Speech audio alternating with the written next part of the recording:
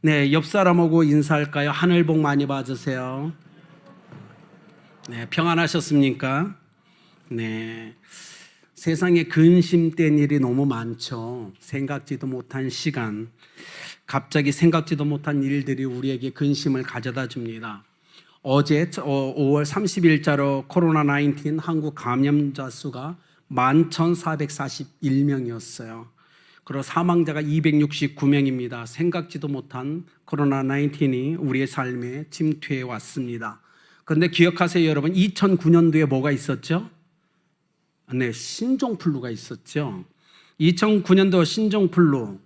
그때 감염된 한국 사람이 몇 명인지 아십니까? 74만 835명이었어요. 지금은 10,000명이지만 그때는 74만 명이 넘었어요. 오히려 코로나19보다 신종플루가 더 위험했죠. 의사들도 동일하게 얘기합니다. 사망자 수 비슷해요.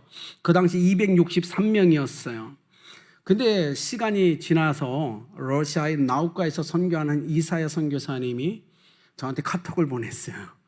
2009년 신종플루가 유행할 때 당신 걸렸었잖아 막 물어봤어요. 그래서 감사해 죽지 않고 사는 걸 생각해 보니까 정말 너무 감사한 거예요. 그잖아요. 누군가는 걸려서 누군가는 죽었는데 누군가는 살아있다는 것이 은혜임을 믿으시길 바랍니다. 참 이 세상에 정말 생활하다 보면 생각지 못한 근심거리가 너무 많이 일어나는 것 같아요.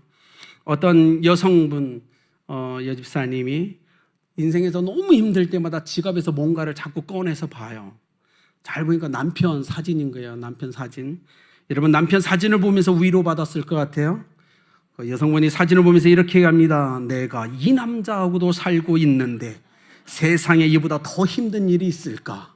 네, 우리 남편들의 사진 보면서 힘을 얻으시길 바랍니다. 네. 사랑하는 여러분, 우리 제자들도 요한복음 14장에 보니까 근심에 휩싸였죠. 왜냐하면 3년이 넘는 동안 제자들을 살피시고 도우셨던 예수님이 나 이제 금방 죽게 될 거야, 이제 십자가에 죽게 될까 계속 얘기하니까 제자들이 근심이 생긴 거예요. 그렇게 항상 제자들의 삶을 보살피고 도왔던 예수님이 떠나가신다면 어떡하지? 우리가 어떻게 이 험한 세상을 살아갈 수 있지? 그 고민에 그들이 빠져 있습니다. 우리의 삶에서 비슷하죠. 인생을 살다 내가 그렇게 사랑했던 사람, 나를 그렇게 도와줬던 사람이 어느 순간 여러분의 곁을 떠난다고 생각해 보세요. 근심이 되지 않겠어요? 제자들이 그랬어요.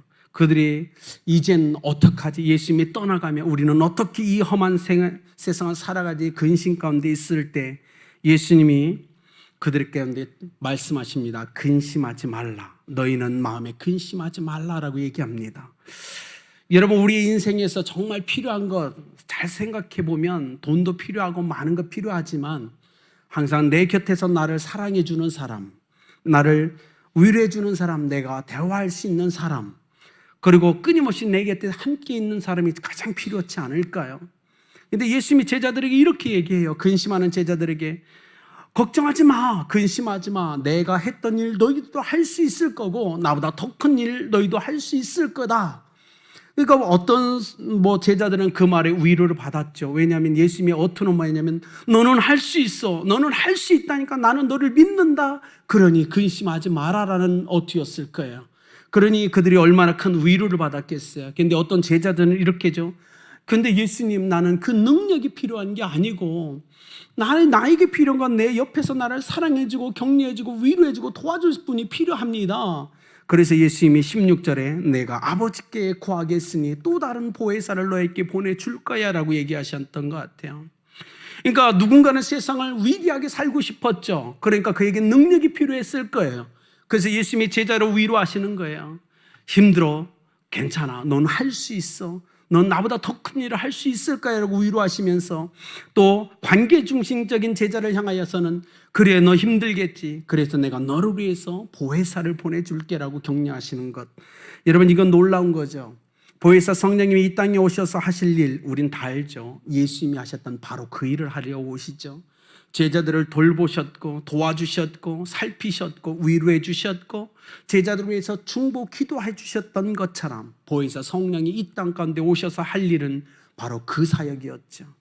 우리 속에서 제자들을 돌보셨던 예수님이 우리를 위로하시고 우리를 도와주시고 우리를 위해 중보하시기 위해서 성령이 이 땅 가운데 오셨음을 믿으시길 바랍니다. 오늘 그 성령을 우리 가운데 보내주시는 이 예수 그리스도의 이 말씀 앞에서 우리가 다시 한번 오늘 본문을 좀 고민해 보았으면 좋겠습니다. 예수님이 우선 제자들에게 이렇게 얘기합니다. 또 다른 보혜사를 너에게 주겠다라고 얘기하십니다. 주시리라 얘기하죠. 근데 16절에 이렇게 얘기하죠. 예수님은 내가 아버지께 구하겠사오니, 구하겠으니. 언제요? 지금요? 지금 제자들과 함께 있는 이 시간 나를 위해 기도해 준다고 할까요? 아닙니다. 예수님은 그 의미가 아니었어요. 예수님 내가 아버지께 구하겠으니라 이 말은 내가 십자가에 못 박혀 죽고 부활한 후에 아버지께 가서 아버지께 구하여 너에게 주겠다는 의미였어요. 쉽게 말하면 성령을 보내주시기 위해서 예수님은 철저하게 십자가에 못 박혀야만 됐습니다. 예수님이 십자가에 못 박혀 죽으시고 부활하지 않았다면 성령은 우리 가운데 임하지 않았을 겁니다. 정확하게 예수님이 죽으시고 부활하셔서 아버지께 가서 아버지께 구했어요. 그러자 성령이 정말 이 땅 가운데 임하십니다. 근데 이 16절에 이렇게 얘기합니다. 또 다른 보혜사라고 얘기했죠. 우리가 다 알고 있죠. 첫 번째 보혜사는 누구였죠? 예수님이셨죠. 예수님이 보혜사로 이 땅에 오신 거예요. 보혜사라는 뜻이 뭐예요? 보냄받아서 옆에 서 있는 존재라는 의미입니다. 그렇죠? 부름받아 곁에 서 계신 분이 바로 오늘 얘기하는 보혜사라는 뜻이죠. 원어적으로 보면 세 가지 의미가 있어요. 중보자, 위로자, 그리고 돕는 자라는 뜻이 있습니다. 이 세 가지 사역을 다 하시죠. 그럼에도 불구하고 많은 성도님들은 성령님 하면 어떤 힘, 에너지, 어떤 영향력이라고 생각하세요. 아닙니다. 예수님이 아주 정확하게 뭐라고요? 보혜사, 누구죠? 인격체라고 얘기하시고 있는 거예요. 그분은 인격체세요. 철저하게 성령님을 우리가 이것을 잊으시면 안 됩니다. 근데 여러분 그 생각해 보셨어요? 여기 제가 있습니다. 저는 저예요. 한 인격체죠. 근데 저와 완전히 다른 또 다른 인격체가 제 안에 들어올 수 있다고 여러분 믿으십니까? 이게 이해가 되세요? 저는 처음에 좀 이게 이해 안 됐어요. 내 혼과 영과 내 육체, 나라는 완전한 인격체 안에 또 다른 누구가 들어온다, 이게 이해가 되지 않은 거예요. 여러분, 그런데 이게 불가능할까요? 정말 불가능할까요? 불가능하지 않을 겁니다. 그래서 제가 존경하는 R.A. 토레이 목사님이 이것을 이렇게 설명했어요. 여러분, 성경에 보면 성령을 불에 비유로 합니다. 그죠? 성령을 불에 굉장히 많이 비유하고 있는 걸 우리가 알 수 있어요. 대장간 가보셨나요? 대장간 혹시 아시죠? 네, 대장간에 가면 불을 뗍니다. 그죠? 불꽃이 막 타올라요. 거기에 쇠덩어리를 팍 집어넣죠. 불은 불이에요. 쇠는 쇠예요. 그죠? 완전히 다른 객체죠. 달라요. 불은 불이고 쇠는 쇠예요. 근데 어떻게 되죠, 여러분? 시간이 지나면 저 불이 어떻게 해요? 쇠의 침투에 들어가기 시작합니다. 그렇죠? 그래서 빨갛게 달아올라요, 쇠가. 자, 쇠가 사라졌나요? 아닙니다. 쇠는 쇠로 그대로 존재하고 있는 거예요. 근데 바깥에 있는 불이 쇠 속에 들어가 있는 겁니다. 쇠는 모양도 변하지 않았어요. 그대로예요. 색깔이 바뀌었죠. 예전에 그 색깔이 아닌 거예요. 왜냐하면 불을 품고 있으니까. 여러분, 성령께서 그렇게 역사하시죠. 나라는 존재, 나는 쇠덩이 같은 존재예요. 나는 상실되지 않아요. 나는 그대로 존재합니다. 그런데 뭐예요? 밖에 있는 성령이 내 안에 들어와 계십니다. 임재해 계시는 거예요. 그래서 어떻게 되죠? 쇠가 색깔이 변한 것처럼 나의 삶의 변화가 일어나기 시작해요. 불이 들어오니까. 자, 보세요. 쇠덩이가 있어요. 달궈지지 않은 쇠예요. 이걸 아무리 친다고 변형이 일어날 거예요. 찌그러지긴 하겠지만 온전한 변형은 안 일어나요. 근데 놀라운 건 불이 그 안에 들어가 있으면 쉽게 변형이 일어날 수 있다는 걸 우리는 알 수 있잖아요. 예수 그리스도를 믿고 거룩한 성령이 우리 가운데 임재하실 때만이 사람은 변화됩니다. 그 성령이 우리의 삶을 변화시키는 거예요. 내가 성령이 없이는, 그 불꽃 같은 성령의 임재와 역사심이 없이는 쇠는 쇠입니다. 나는 변화되지 않아요. 그래서 우리는 항상 좌절할 거예요. 어떤 벽에 부딪힐 겁니다. 그러나 불꽃 같은 성령이 내 안에 임하셔서 내가 뜨겁게 달궈진다면 내 생각은 변하고 언어는 바뀌고 내 삶의 행동은 변화가 일어나기 시작합니다. 이건 놀라운 거죠. 사랑하는 여러분, 믿으시길 바랍니다. 여러분 속에 성령이 임하셨음을 믿으시길 바랍니다. 저는 이 말씀을 준비하면서 그 생각을 했어요. 하나님, 우리 아름다운 교회 성도 중에 아직도 이 거룩한 성령을 불을 받지 못한 사람이 있다면 하나님 불을 내려주십시오. 그래야만 그들이 살 수 있습니다. 그래야만 그들이 변화될 수 있습니다. 그래야만 능력 있게 살아갈 수 있는 거예요. 쇠덩이에 하나로 무엇을 변화시킬 수 있겠어요? 근데 그 쇠에 불이 들어가니까 모든 것을 변화를 시켜요. 그를 닿는 것마다 불을 일으키기 시작하고 변화를 줍니다. 여러분, 예수 그리스도 안에서 우리는 성령을 충만하게 받아야 됩니다. 그래야만이 다른 사람 앞에 사람에게 그 불을 전해줄 수 있는 거예요. 그의 삶을 변화시킬 수 있는 거예요. 나 자체는 안 됩니다. 차가운 쇠덩이는 그 어떤 것에도 영향을 끼칠 수 없는 겁니다. 말씀을 여러분 믿으시길 바랍니다. 근데 초대교회 성도들이 어떻게 성령의 거룩한 임재하심을 받았죠? 마가 타락방에서 잠잠히 기다리면서요. 쇠덩어리에 불꽃이 들어가기 위해서는 그 뜨거운 불에 기다리는 시간이 필요한 거예요. 잠잠히. 그러자 시간이 지나니까 그 불이 쇠덩이 안으로 들어갔죠. 초대교회 성도들이 그랬어요. 거룩한 성령이 임하시기 전에 이곳을 떠나지 말라라는 하나님 예수 그리스도의 명령을 듣고 그들이 다락방에서 예루살렘을 떠나지 않고 기도하면서 기다리니까 서서히 달과 지기 시작합니다. 그리고 성령의 불이 그들에게 임하죠. 여러분이 예수 그리스도 안에서 이 성령의 거룩한 임재와 충만하심을 받기를 원하신다면 하나님 앞에 잠잠히 기도하는 시간이 필요합니다. 성령이 나를 완전히 사로잡을 수 있는 그 시간이 필요한 거예요. 그 시간 없이 어느 누구도 달궈지지 않을 겁니다.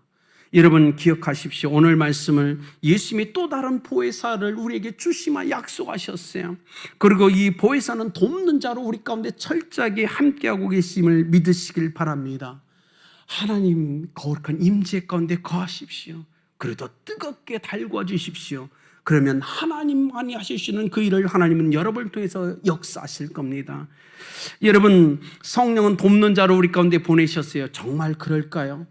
여러분 우리가 아는 디모데후서 3장 16절에 이렇게 얘기합니다. 모든 성경은 성령의 감동으로 된 것으로 얘기합니다. 우리가 거기 있는 모든 성경이 성령의 감동으로 됐다고 얘기해요. 그렇다면 한 가지 질문을 드릴까요? 우리가 성령 없이 성경을 보면 깨달아질까요? 이건 불가능한 거예요. 성령의 감동으로 됐어요. 이 책은 성령의 도심이 없이는 우리는 1.1핵도 못 깨달아요. 그래서 우리는 성령의 도심을 구합니다. 성경을 펴놓고 성령께서 감동하여 만든 이 하나님의 귀한 말씀을 깨닫게 해달라고 도와달라고 가르쳐달라고 기도해야 돼요. 성령이 도와주실 때만이 성경의 이 계시가 벗겨집니다. 우리가 깨달아지는 거예요. 여러분 한번 기도를 볼까요? 하나님이 하실 수 없는 유일한 것이 있다면 우리를 위해서 회개 기도하는 겁니다. 회개 기도는 하나님이 절대 하지 않으세요. 회개 기도는 누가 하는 거죠? 죄진 인간만이 할 수 있는 겁니다. 당연히 성령과 예수 그리스도와 그 하나님은 우리를 위해 중보하시는 분이에요. 그죠? 중보하세요. 그러나 우리를 위해 대신 회개해 주지는 않으세요. 회개는 우리가 회개할 때 성령께서 우리의 마음을 만져주십니다. 더 간절하게 회개하라고 회개할 수 있는 능력과 용기와 힘을 공급해 주십니다. 이게 성령의 일이에요. 여러분 성령은 철저하게 돕는 자예요. 성령은 노예가 아닙니다. 우리가 뭘 시킨다고 하시지 않으세요. 우리가 믿음으로 전도하러 나갈 때 성령이 우리를 도우시는 거예요. 내가 나가지 않고 기도한다고 성령이 알아서 나가서 전도하지 않으세요. 기억하십시오. 성령은 인격체시고 성령은 돕는 자로 철저하게 우리 가운데 함께 하십니다. 그래서 내가 믿음으로 행할 때 성령도 역사하는 거예요. 내가 행하지 않으면 성령도 행하지 않습니다. 성령은 종으로 온 것이 아니라 돕는 자로 오셨기 때문에 그래요. 두 번째로 예수님이 이렇게 얘기합니다. 너희와 함께 너희 속에 영원히 계시리라 얘기합니다. 너희와 함께 너희 속에 영원히 계시리라. 유명한 부흥강사였죠. 휘필드가 프랭클린이라는 사람에게 복음을 전했어요. 그리고 얘기합니다. 나는 당신은 예수 그리스도가 필요합니다. 내가 당신을 위해서 기도하겠습니다. 몇 년이 흐른 후에 프랭클린이 이 휘필드에게 편지를 씁니다. 당신의 기도가 능력이 없는 것 같습니다.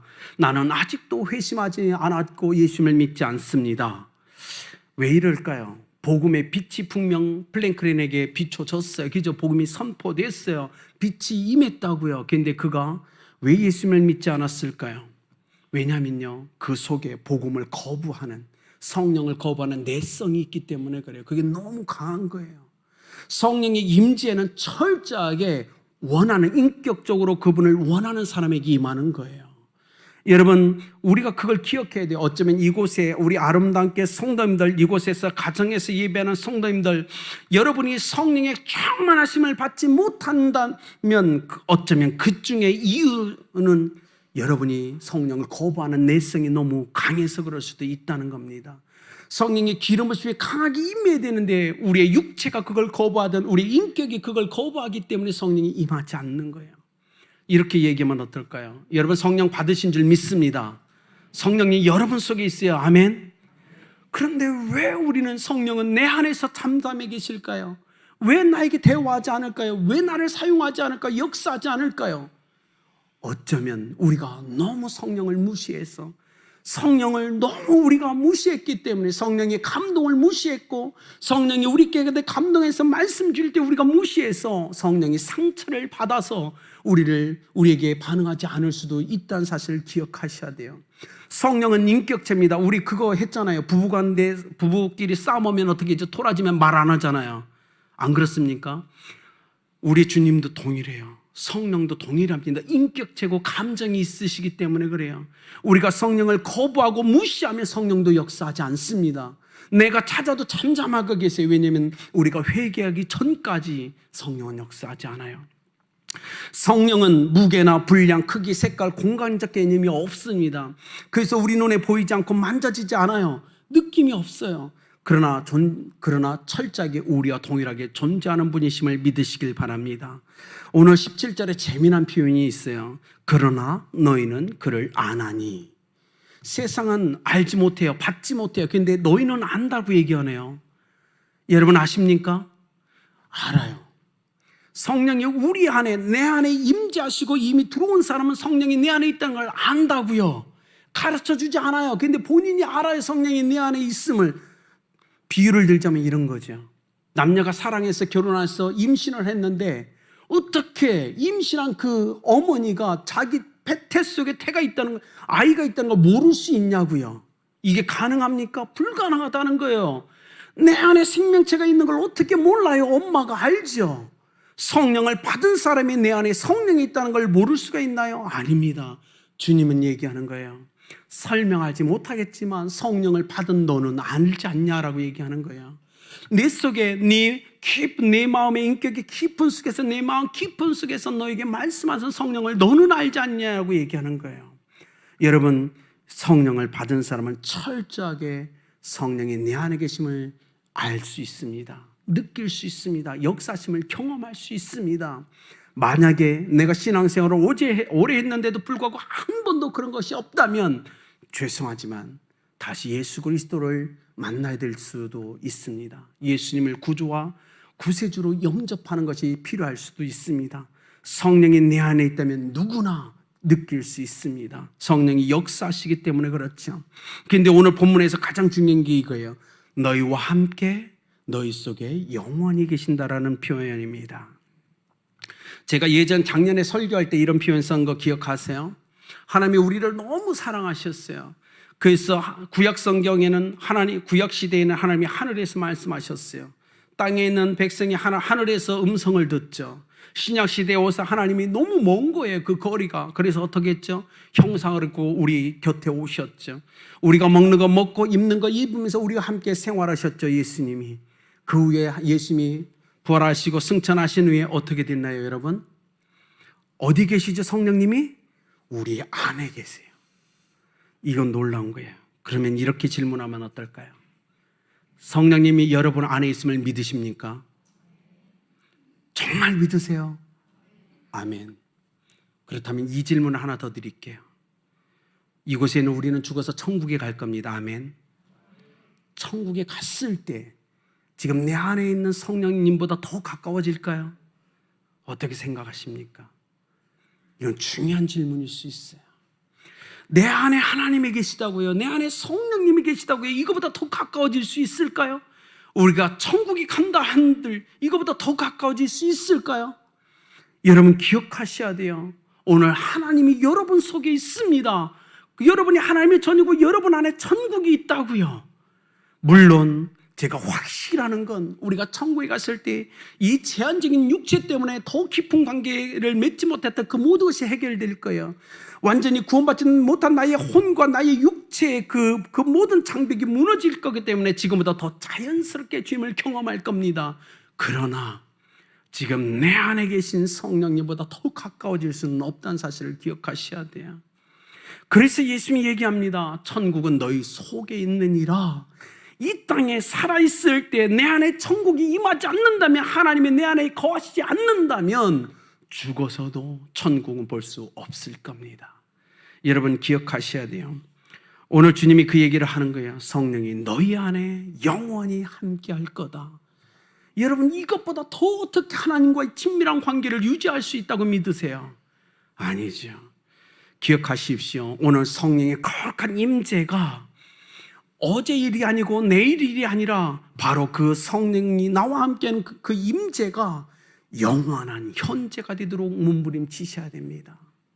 하나님 제가 예전에는 그랬어요. 아니 내일에는 그렇겠죠가 아니에요. 성령의 거룩한 임재가 내 안에서 영원한 현재가 되어 잠시 후에도 또 1년 후에도 영원한 현재로서 내가 내 안에 충만히 거하실 수 있도록 우리는 갈망하셔야 된다는 거예요. 이건 놀라운 겁니다.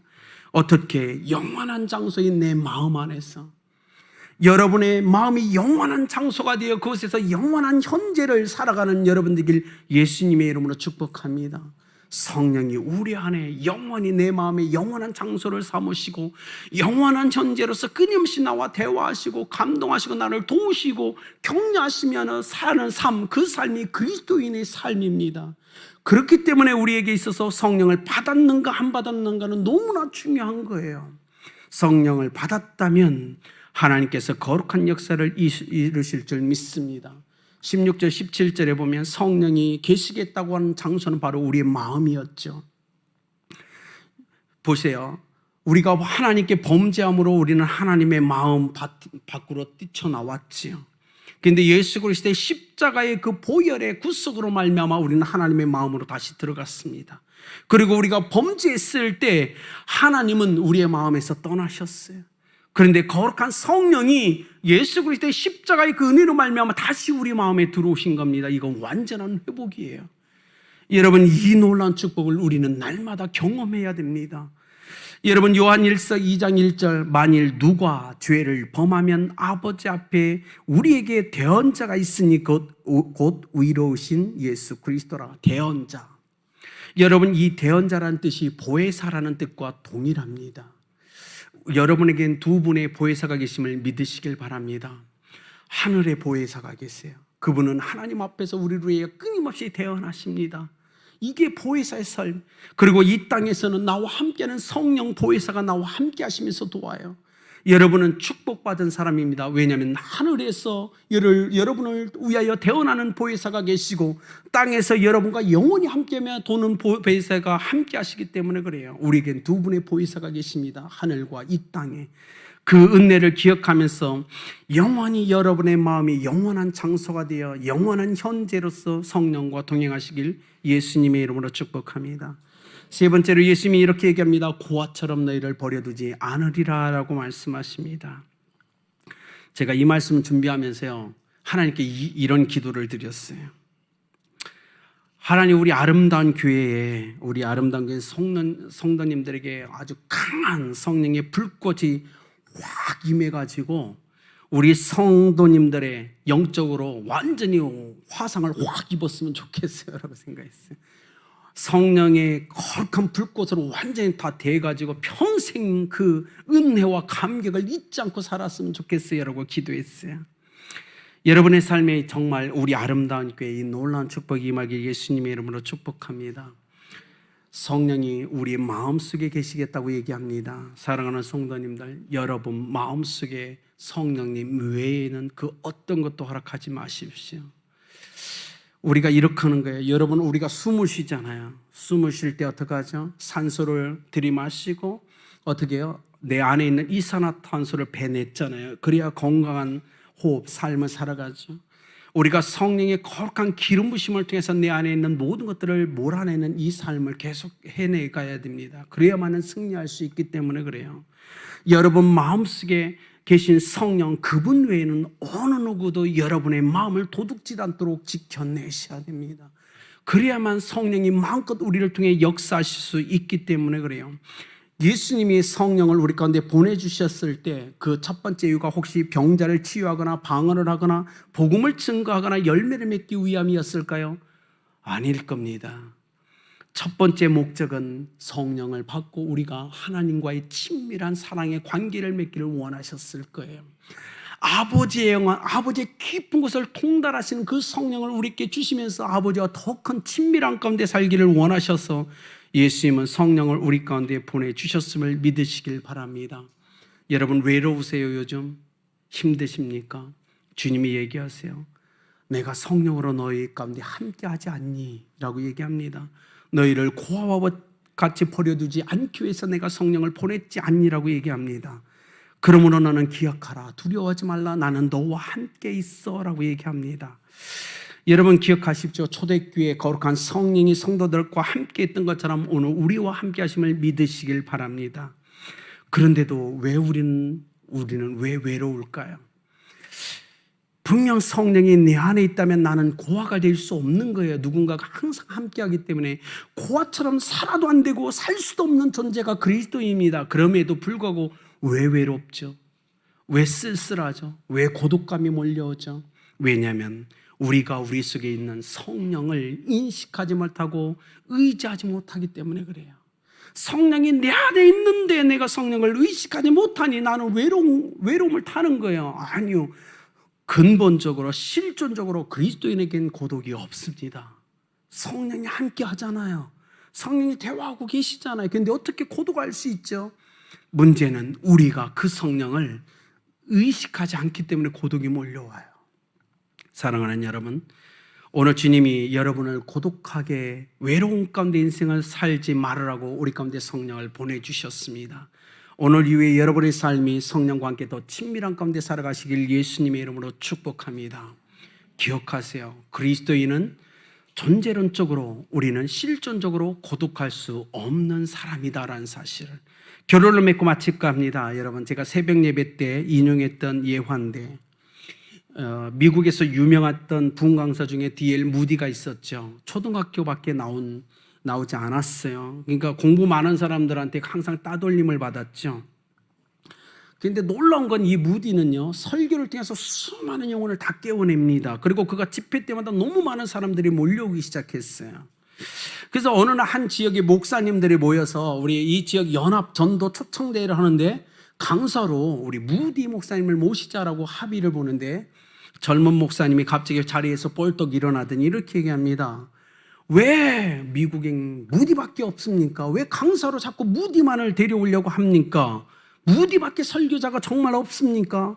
아니 그가 성령을 독점하기라도 했습니까? 막 소리쳤어요. 그때 존경받는 원로 목사님이 이렇게 얘기합니다. 무디만이 성령을 독점할 수는 없습니다. 그러나 분명한 사실이 하나 있습니다. 이 시대의 성령께서는 무디를 독점하고 있다는 사실입니다.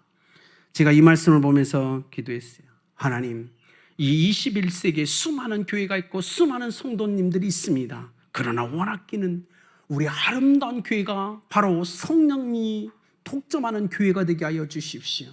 이 시대 가운데 정말 우리 아름답게 모든 성도는 성령이 독점하는 성도들이 되게 하여 주십시오. 그래서 이 땅에 저들이 하나님과 함께 하나님만이 하실 수 있는 놀라운 일들을 이 땅 가운데 펼쳤으면 좋겠습니다라고 기도했어요. 사랑하는 성도님들, 저는 여러분 오늘 이곳에서 가정에서 예배하는 성도님들, 여러분이 성령이 독점하는 성도님들길 예수 그리스도의 이름으로 축복합니다. 그러기 위해서 우리는 잠잠히 달궈지는 시간을 보내야 됩니다.